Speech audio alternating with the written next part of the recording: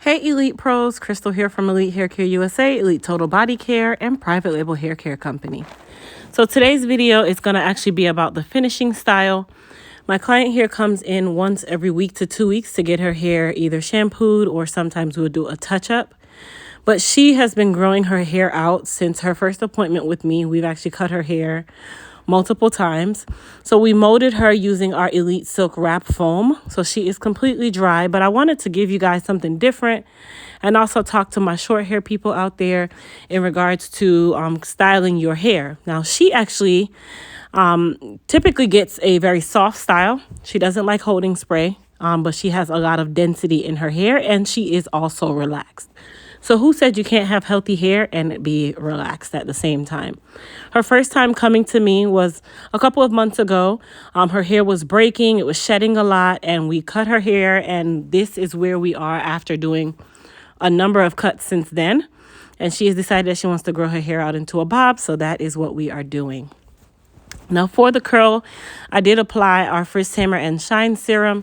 Definitely when you are working with short hair, having that oil or even that balm or grease on the hair definitely helps with the finish style, and it also helps the iron to glide a lot better on the hair. So this video is really all about pro tips and techniques and just styling in its entirety. So whenever I'm styling a short style, I always typically start right between the occipital bone and the crown of the head.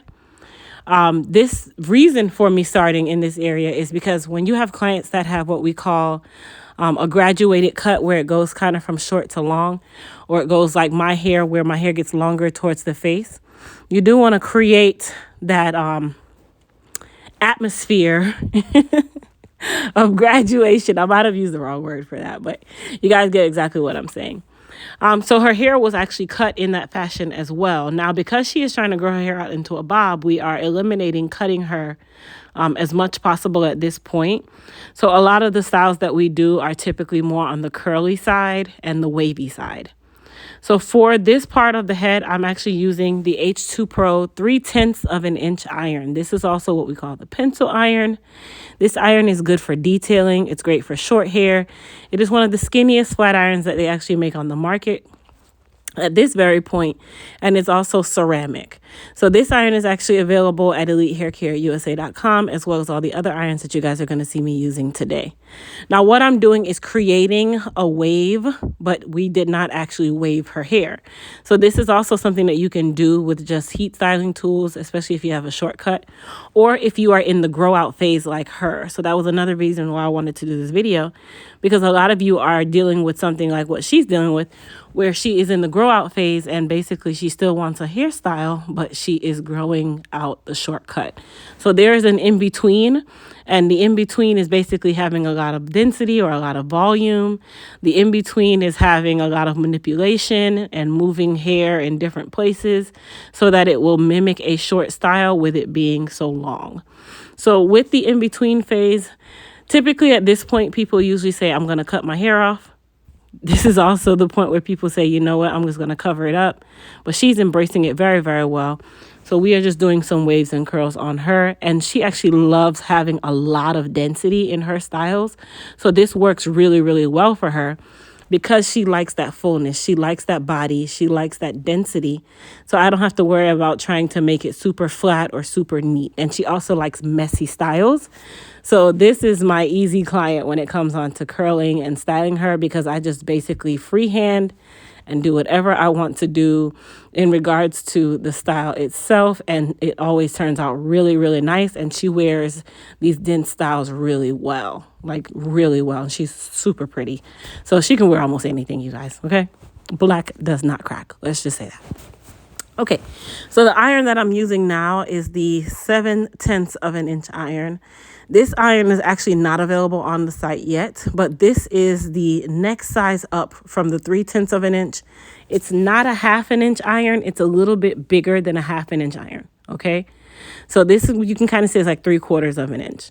This iron is also good for detailing. It's kind of one of those awkward irons because honestly, if you don't have a shortcut like her, I wouldn't necessarily recommend this iron.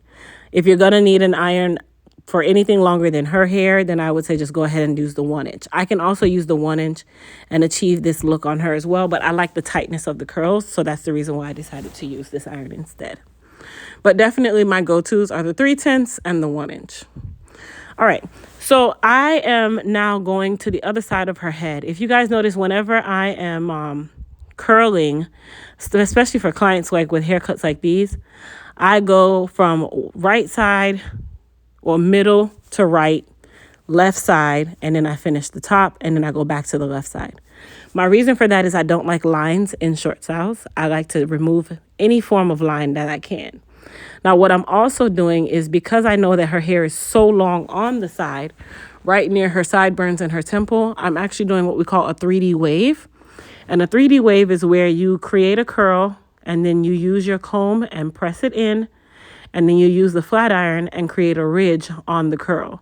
And that in turn makes it look like a flat wave, but it looks like a wave that's popping off of the head. That is why we call it a 3D wave. You guys have seen me do this on live, but it's kind of hard to describe without physically showing you really, really up close. But 3D waves are also really pretty. Do they last very long? Not really, because once you lay down on them, they're no longer 3D. They become flat. So it's really a good style for something that if you're going to get, like, go to a wedding today or tomorrow, those work out really well. But other than that, you guys, I am not a fan of waving, just so everybody knows. I'm real straight to the point. Waving does not last to me. It's one of those things where it needs to be for a style that you are wearing today or tomorrow. But don't think you're going to have longevity with that style. I've yet to see someone that their waves can last 2 to 3 weeks. Like, never, ever. Okay, so what I'm doing now is curling her crown. With this type of style, you guys, there is no uniformity to how you curl the hair. Like, the curls can be any and everywhere. Why? Because you want to create that look of just curliness, just body, just volume, messiness, but still sleek and cute at the same time. So that's the reason why my curling direction is changing all over in the crown, because that is how this style works. You don't want any form of uniformity. That's a good word to use. You don't want any uniformity other than on the sides and the back, because of course, if the sides and the back aren't laying in a certain direction, it looks weird. But in the crown, because you're creating that curl look, your curls can be in any direction you want, and they are all going to melt together really, really well. Okay, but for the sides and the back, definitely make sure that you are trying to keep your direction, because if you curl the wrong way, it's going to be very hard for you to go back and change that later on. Now, let's talk about her aftercare at home. Typically, for her hair, you just put your scarf around the sides. Her and I have actually never talked about how she keeps her hair so well, but because she likes that volume in her hair, I am going to assume that she really just puts a scarf around the sides and the back, and then she gets up in the morning and just kind of fluffs it out and goes on her way to work. Her crown area, you don't really have to do much. You can pin curl the crown, or you can just leave it as is. As I said, she does not wear a lot of products on her hair in regards to like holding sprays. I actually don't use any on her unless really, really necessary. Now, once I'm finished curling her, at that point, I just kind of do what we call finger styling, just to kind of move the curls around, fluff the hair up a little bit. And then from that point on, it's just teasing. Well, not even really teasing. I really would just use the rat tail comb or the rake and just kind of lift up the curls. But I don't comb them out. I don't run the comb through them a little too much, because you want to keep that shape. And then I just use my fingers and take some of the lines out.